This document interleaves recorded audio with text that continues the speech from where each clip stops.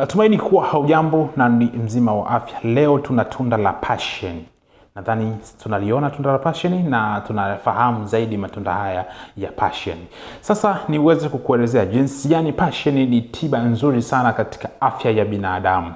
Kama una changamoto inayokusumbua sana katika mmeng'enyo wa chakula, una tatizo la vidonda vya tumbo, una changamoto ya kupata choo kigumu, wakati mwingine hata kutokwa na damu katika njia ya haja kubwa, sababu tu unapata choo kigumu na ile njia ya haja kubwa inatanuka na kuweza kuchanika kwa sababu ya choo kigumu, yani mmeng'enyo wa chakula, na kwa hauwezi kufanya kazi vizuri na kuweza kusababisha wewe kupata choo kigumu. Kwanza, haunywi maji ya kutosha. Lakini pili, changamoto ya vidonda vya tumbo vinaweza kukusababishia kabisa kuweza kupata choo cha mbozi na choo kigumu zaidi. Na mmeng'enyo wa chakula ndio kabisa inaweza kusababishia wewe ukakosa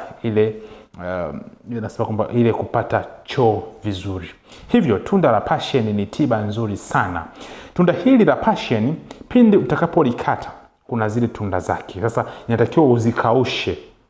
Kama ni mtengenezaji wa juisi unachuja, lakini zile tunda zake ndizo zinatakiwa zikaushwe. Baada ya kukaushwa zile tunda zake zisagwe. Ukisha zisaga zile tunda zake utakuwa unakunywa kwenye chai au kwenye uji au maji tu ya moto ya kawaida, uweze kutibu changamoto ya vidonda vya tumbo ambavyo vinakusumbua muda mrefu sana. Kama una changamoto hiyo ya kusumbuliwa na vidonda vya tumbo kwa muda mrefu sana, basi tunda la passion ni tiba nzuri sana kwa ajili ya kuweza kutibu changamoto zako nyingi zinazoweza kukusumbua katika upande wa tumbo. Hivyo unaweza kutumia tunda hili kama tiba ya kutibu na kuweza kumaliza matatizo yako ya vidonda vya tumbo, matatizo ya mmeng'enyo wa chakula na kutokupata choo vizuri. Sawa? Lakini pia kwa wale wenye matatizo ya kutokwa na damu puani ama kutokwa na damu masikioni, una changamoto hiyo, sasa maua ya passion. Ili tunda, kabla ya kuwa tunda la passion, inakuwa na utaga maua yake. Na ndege huwa wanayapenda sana yale maua yake. Ndege pamoja na nyuki huwa wanaenda sana kuyashambulia yale maua ya passion. Sasa wewe chuma yale maua ya passion ya kutosha, zaidi ya mikono miwili.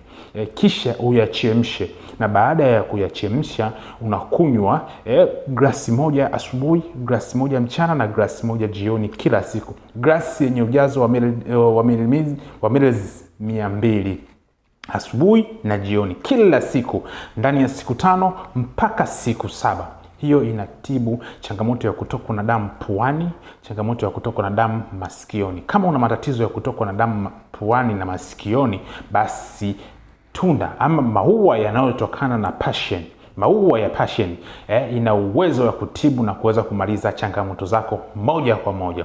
Hivyo kama una matatizo hayo, ama mtoto wako, ndugu yako, jamaa yako yoyote yule, basi ana uwezo kutumia maua ya passion kwa ajili ya kuweza kumaliza changamoto zake zinazoweza kumsumbua.